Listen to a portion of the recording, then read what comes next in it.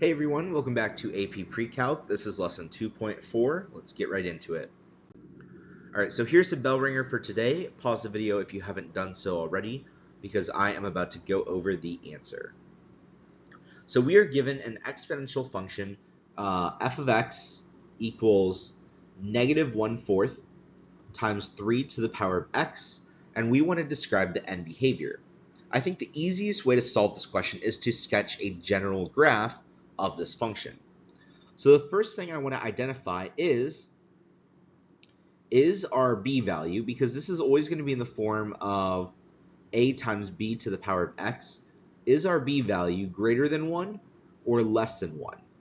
Here, our b value is going to be greater than 1. So I would start by sketching an exponential growth function, very similar to this. Once we have that, the second question you want to ask is our a value positive or negative?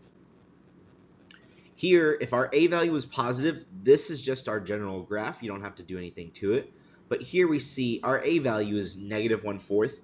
So obviously that's negative, which means when it's negative, you have to flip this graph over the x-axis, and this will be the general shape. So forget about that red line. The blue line will be the general shape of that function. Now we want to kind of match these up to limit statements. And so if we talk about our left-hand limit statement, the limit as x approaches negative infinity of f of x should equal, and this is going to tend towards that y value of 0. It's going to get closer and closer, so 0 there.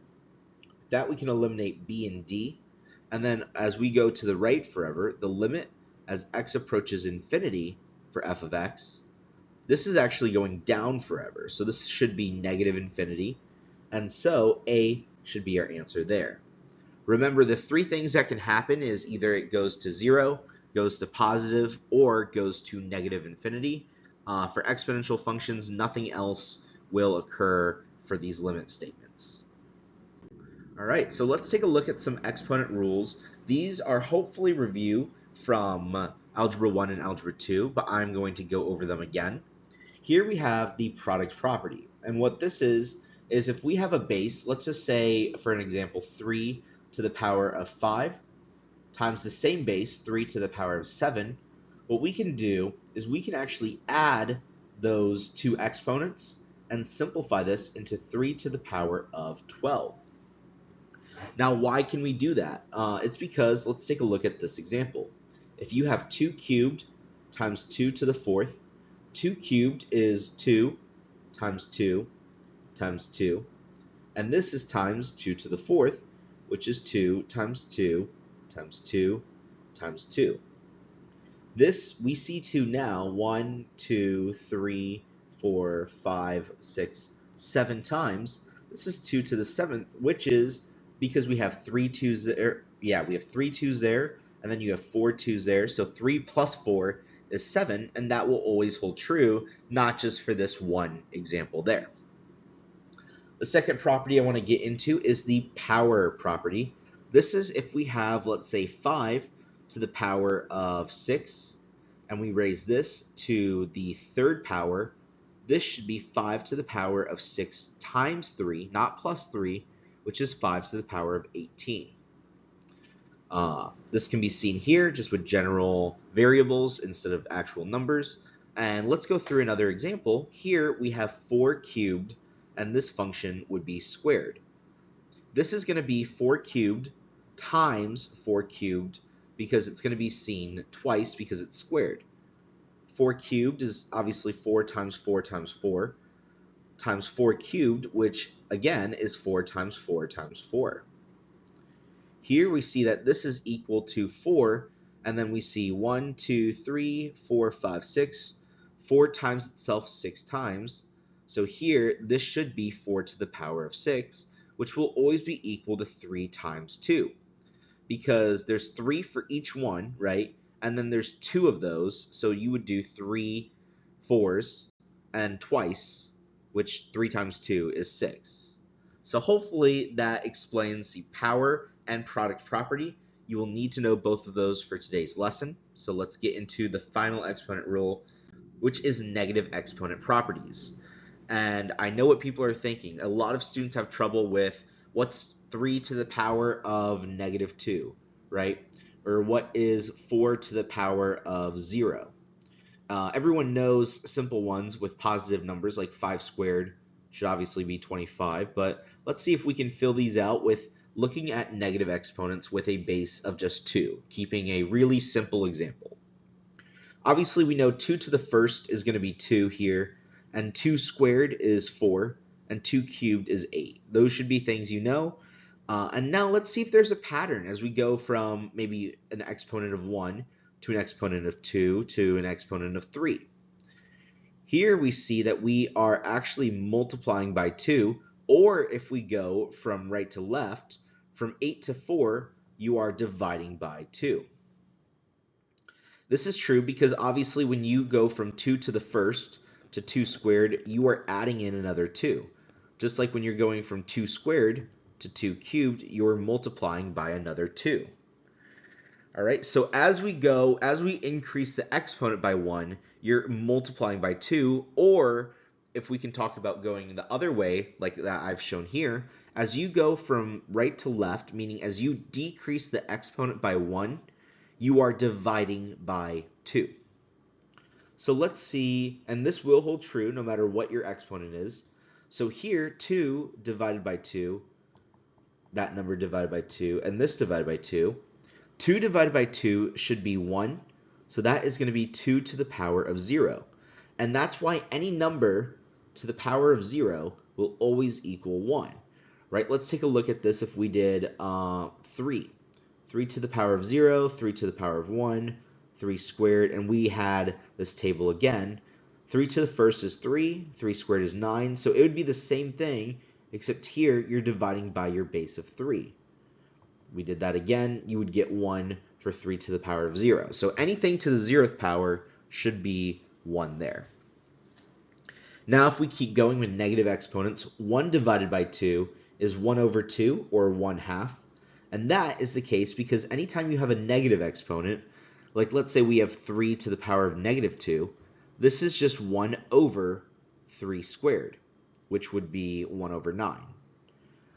Here, this is 1 over 2 to the first, which is just 1/2. 2 to the negative second is 1 over 2 to the second, so that just makes an exponent go from negative to positive by moving it to the denominator, and this is equal to 1 over 4. Right? So that is how negative exponents work. Just know if you have like 7 to the negative second, this is 1 over 7 squared, which is 1 over 49 there. All right, so example number 1. Simplify the following exponents in the form 2 to the power of a, so just 2 to the power of a single number where a is a constant. So let's take a look here. For the first one, we have 2 squared and this to the power of 3. So remember, you multiply 2 times 3 when it's to the power of. So this should be 2 to the power of 6. Here we have 2 to the 7th times 2 to the 5th. So it's not going to be like example 1, but this is going to be where we add the exponents. So this should be 2 to the power of 7 plus 5, which is 12. Third one here is 1 over 2 to the 4th. So we can convert that and give it a negative exponent because this should be 2 to the power of negative 4 there by moving that from a positive exponent in the denominator to a real exponent or a negative exponent in the numerator there.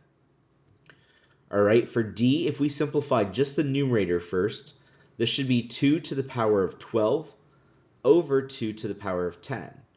And this is very similar to kind of what we did with the power property or even the negative exponent property. If you have a fraction like this, you will be subtracting the exponents. So here, this should be 2 to the power of 12 minus 10, which is 2 squared, and that should be our answer for D. Here, if we simplify this, the numerator should be 2 to the power of 9 plus 3, which is 12, over 2 to the 7th. And then this becomes 2 to the power of 12 minus 7, which is 5, so that should be our answer for E. And then for F, here this is 2 to the power of negative 7 minus negative 3, which is equal to 2 to the power of negative 7 plus 3, which is equal to 2 to the power of negative 4. And that should be our answer for part F. All right, so now that we talked about our exponent rules, let's move on to the review of transformations. If you have any questions with this, go to lesson video 1.12 and look at day 1 and day 2. This should be able to help you get on the right page before you continue on with the lesson. And so here we have a horizontal translation. What would that look like? This would be if we have g of x equals f of x minus h. And now here, if you have g of x equals f of x minus 2, remember, because it's on the inside, it is going to be the opposite of what it looks like it should do. So remember, anything that affects the graph horizontally will be on the inside of the original function and will be opposite or inverse of what it looks like it should do. So here you see x minus 2. It's actually a horizontal translation of plus 2 units there. Same thing with dilation. With dilation, if we have g of x equals f of 2x, this is going to be a horizontal dilation by a factor of not 2, but the inverse of that, which is 1/2, because it's multiplied. And then the vertical dilation, remember, anything that is vertical will be on the outside of f of x and will be straightforward. And so here we have g of x equals, for example, 2 times f of x. This is just going to be a vertical dilation, and then the factor is going to be whatever that number is. It's going to be straightforward by a factor of 2. So those are 3 transformations that you'll need to know for today's lesson. So let's move on from that. And so pause the video and try example 2 and 3. I'm about to go over the answers. So here, describe the transformations that is occurring from f to g. So here, the first one here, we see an x plus 2 on the inside. So because it's adding on the inside, it's going to be a horizontal translation of, and then it's not going to be plus 2 units, but minus 2 units is going to be what that transformation is. This one is a 1/2 on the inside, so this is going to be a horizontal, and then because it's multiplied, a dilation by a factor of, and then because it's on the inside and it's horizontal, it's not going to be straightforward, so it's not going to be 1/2. It actually should be the reciprocal of that, so 2 would be the answer there. And then finally for C, we have 16 equals, or g of x equals 16 times f of x. That 16 is on the outside, so that should be a vertical. And then because it's multiplied, it's going to be a dilation by a factor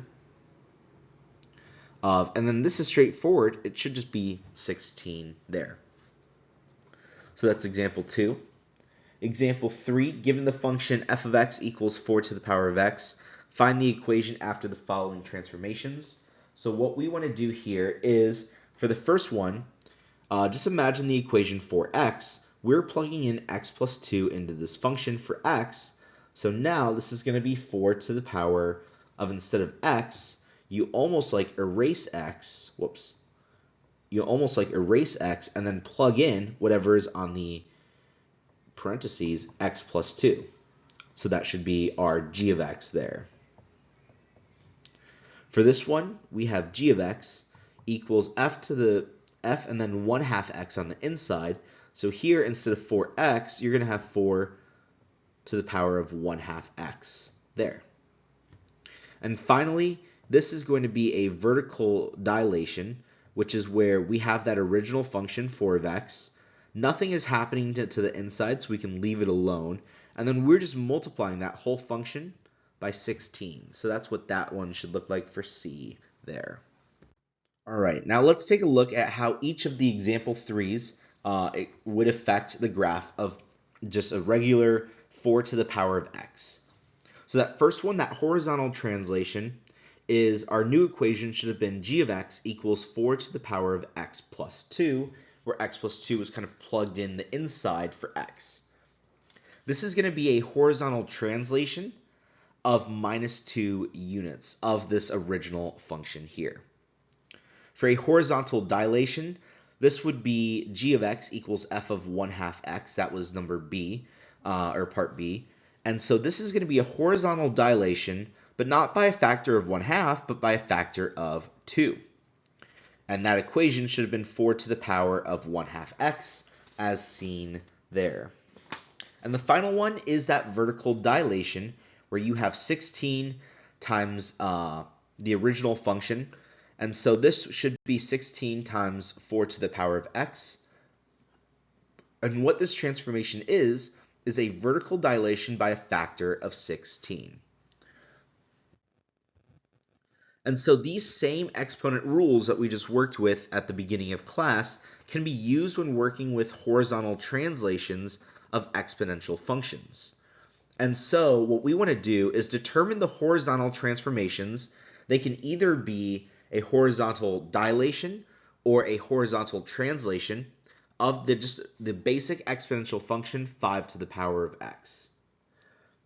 So here, what we're doing is, for part A, we see that this should be, we're going from 5 to the power of x to 5 to the power of, and now we kind of plugged in x plus 2.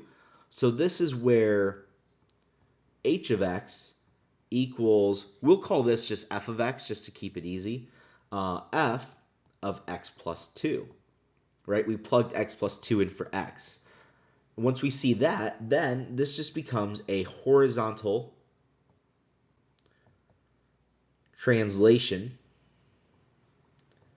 of minus 2 units. And that should be our answer here. All right, this next one, this is going to be where we're going from 5 to the power of x to 5 to the power of 2x. So here we are plugging in 2x in for x there. And so this is going to be a horizontal dilation by a factor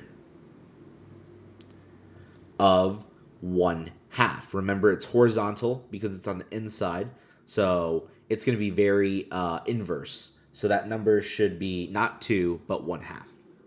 This one here, this is 5 to the power of x, and now we're plugging in 1/2 x, or x over 2. So this is going to be, the equation would be h of x equals f of 1/2 x, which is going to be another horizontal dilation by a factor of, but now the factor is not 1/2. This time the factor actually should be 2. So that would be that one. And then d is 5 to the power of x minus 1. This comes from 5 to the power of x. And then there we go. Our equation should be h of x equals f of x minus 1. We plugged that in for x. And now this is going to be a horizontal translation of plus 1 units. So make sure you know all of those. All right, so now go back to your notes to example 3a, where we basically had to write the equation after the following transformation, where it was g of x, where it was g of x equals f of x plus 2, and we were doing that to 4 to the power of x. And so we got 4 to the power of x plus 2, just plugging that in for x here. This equation is okay, but it looks a little ugly, right? It has that x plus 2 in the exponent, and I don't like that. So let's see if we can make it a little bit more visually appealing. And so let's see if we can change it up using the product property. And so, but we're going to use the product property, though, this time in reverse. And so what that means is let's say we have 7 to the power of 5 times 7 to the power of 6. This is obviously 7 to the power of 5 plus 6, or 11, but then if we were just given 7 to the power of 11, we could always split that up into 7 to the power of 5 times 7 to the power of 6 and kind of go backwards. So let's do that with this as well. Here we have 4 to the power of, and then I see two terms, I see x and 2 being added. I'm going to split that up into 4 to the power of x times 4 to the power of 2. And this step is where a lot of people kind of lose, or where I lose a lot of students because they really don't understand going in reverse. So here you see two things being added together, and you kind of split it up and go in the opposite direction from how we usually are used to solving it. Now you're going to go this way, where you want to split that up into two terms that are now multiplied by each other. We can also simplify this, and this is 4 to the power of x times 4 squared is 16. And then let's just change the order around too to get it in the form a times b to the power of x. So here, this is the exact same thing, right? If f of x was equal to 4 to the power of x plus 2, then this is the exact same equation, 16 times 4 to the power of x, because we didn't do anything to it. We just manipulated it to get an equivalent expression. And so this, as we said before, was a horizontal translation of -2 units. However, the equivalent expression here is now a vertical dilation by a factor of 16. And so one thing that we notice here is that the vertical dilation is going to be, you can always rewrite a horizontal translation in terms of a vertical dilation. And so that's a really big key idea that I want to hit at today, which is every horizontal translation, if you have f of x equals b to the power of x plus h, excuse me, can be equivalent to a vertical dilation by splitting this up into b to the power of x times b to the power of h, and then this is your dilation factor to that original graph there. And so let's compare these graphs. The blue one is y equals 2 to the power of x. Here you have 2 to the power of x plus 3, which is g to the x, or gx equals f of x plus 3, which is shifting it 3 units to the left. And now let's say we have g to the power, or gx equals, f of, or 3 f of x. This is taking this graph and stretching it out by a factor of 3. So every unit is now 3 times as far away from the x-axis as it once originally was. And so both of these are actually the same graph because it's just different ways to rearrange equations using the power and product properties that we just learned earlier. And so this is a case with all horizontal translations. These two are equivalent, and you could write it in any of those two forms. It's kind of like that Spider-Man meme where they're all pointing at each other, and they're like, no, you're Spider-Man, no, you're Spider-Man. Well, both of these are like Spider-Man in this case here. So think about it this way. When we're finding the equivalent form of an exponential function, you either want to do one of two things. You want to clean up the exponent, or isolate x in the exponent, so you get like 2 to the power of x and then maybe times a number here. Or you want to take this number and try to get the same base, and then maybe like from that you could get, let's say, as just an example, 2 to the power of 5, and then you can rewrite this as 2 to the power of x plus 5, and kind of muddy up that exponent to make it not just x by itself. And so let's try example 5. For each of the following exponential functions, write an equivalent representation that has a vertical dilation and no horizontal translation. So we want it in the form of y equals a times b to the power of x, where it's just x by itself. So let's take a look here. For a, we can split 2 to the power of x plus 3 into 2 to the power of x times 2 to the power of 3. This is 2 to the power of x times 8, and then we can just switch those two terms because you can do that with multiplication and get 8 times 2 to the power of x. That's our answer for part A. For part B, we have 3 to the power of x minus 2. This is equal to 3 to the x times 3 to the negative 2. This would be 3 to the power of x times, and then 1 over 3 squared, which is, this is 1 over 9. So this should be 1 over 9 times 3 to the power of x, and that should be our answer for part B. For part C, we have 4 times 3 to the power of x plus 2. This should be 4 times 3 to the power of x times 3 to the power of 2. This is obviously 4 times 3 to the power of x times 9, which is 36 times 3 to the power of x. And so that should be our answer for part C there.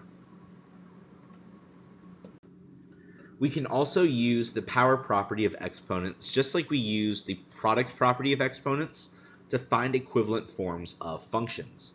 For example, let's say we had 2 to the power of 6, and then this whole thing cubed. We know this is obviously 2 to the power of 6 times 3, or 18, but you can work backwards as well. If we have 2 to the power of 18, we can split this up into 2 to the power of 6, and then that whole thing cubed there. So that's what we're going to do here. Let's say we see 5 to the power of 2x. If we want just x by itself, we know it's 2 times x. So let's put 2 on like the inside and then raise this whole thing to the power of x. This should be equivalent, but then we can simplify the inside and just convert that to 25 to the power of x. So what we did here was we got x by itself in the exponent, but by doing that, we had to change the base from 5 to 25 using those exponent rules that we have there. So example number 6, which of the following is an equivalent form to the function y equals 9 to the power of 2x? And so what we're going to have here is this should be 9 to the power of 2x. We want to split this up into 9 to the power of 2 times x, and then get x by itself by putting the 2 on the inside and the x on the outside, and then changing the base, so 81 to the power of x. So D should be our answer for example 6. All right, example number 7. So what we have here is 9 times 4 to the power of x, and what's an equivalent form? So let's take a look at our answer choices, right? Because with any exponential equation, there's infinitely many ways to write equivalent forms. We just want to see which one is an equivalent form. So here with this 9 out front, the first thing I'm looking at is all your bases, and all your bases has a base of 16. So how would we convert that to 4, right? Because we ultimately just want x by itself, potentially, but what could we rewrite 4 as? Well, we know 4, how does that relate to 16? 4 is the square root of 16, or 16, when something is the square root, to the power of 1/2. So this should be 9 times 16 to the 1/2, and we can replace that with 4 to the power of x. Then simplifying, we should get 16 to the power of x over 2, making C the correct answer there. Example number 8, rewrite the following exponential functions in the general form y equals a times b to the power of x, where a and b are positive constants. Here, note that x is by itself in the exponent, so we want to see that as well. So first we have 8 to the power of x plus 3, Because it's addition, I'm going to split it up into 8 to the power of x times 8 cubed. 8 cubed is 512 times 8 to the power of x, and that should be our answer for part A. For part B, here we have 7 to the power of x times 7 to the power of negative 2.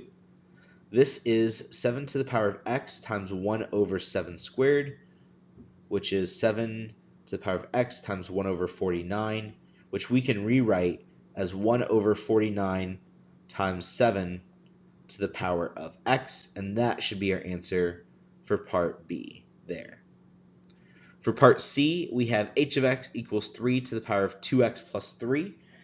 Splitting that up properly, we would get 3 to the power of 2x times 3 to the power of 3. And then we also don't want anything else besides x in our exponent, so I'm going to split this term up even more into 3 squared to the power of x times 3 cubed.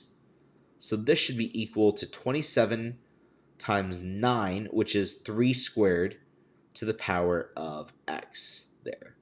And that should be our answer for part C. All right, so the final thing that we're going to be talking about is the kth root of b. We kind of talked about this when we were working on sequences and in lesson 2.2, but if we have, let's say, a number 63, and we want to find the 17th root of 63, right? You're going to get a really weird number. How we would plug this into our calculator is 63 to the power of 1 over 17. So know that these two are kind of equivalent. So if we have b to the power of 1 over k, this is going to be the kth root of b. So just know that those two are equivalent. We'll typically type this in our calculator, but some calculators allow you to just type this in directly as well. So let's try the example 9 and 10 together. All right, so for example 9 here, we want to rewrite the exponents using a radical or a fractional exponent and just go from one to the other. So here we see x and the cube root of x. This is x to the power of 1 over 3. Here we see x to the power of 1 over 4, and so that is another fancy way of saying the fourth root of x. This is x to the power of 2 over 3, and so this is really x to the power of 1/3, and that whole thing squared. And so this should be the cube root of x and that whole thing squared. Or you could write this as x squared to the power of 1 over 3rd, or to the power of 1/3. And so this, you could also write x squared and then the cube root of that. So both of these would actually be equivalent with fractional exponents. This one here, this should be x to the power of 5, and then this is taken to the power of 1/2, which is x to the power of 5 over 2. That should be our answer there. And this should be the exact same thing, x to the power of 1/2, and then that whole thing to the power of 5. So this is also x to the power of 5 over 2. And then example number 10, evaluate the following functions at the given input values. Here, we just want to plug 1 and -1 into these two respective functions. So here, plugging in 1, 2 times 25 to the power of 1/2. This is 2 times the square root of 25, which is 10. So that's our answer for that. So we could write h of 1 equals 10. Here, h of -1 is going to be 6 times 8 to the power of -1 over 3. This is 6 times 1 over 8 to the 1/3. So remember, move it to the denominator, which is 6 times 1 over the cube root of 8, which should only be positive 2 because it's a cube root. So 6 times 1/2, this is 3, and so 3 should be our answer there. So h of -1 equals 3 would be our answer for example 10. If you have any other questions, please come see me in office hours, and I will see you guys later. Thanks.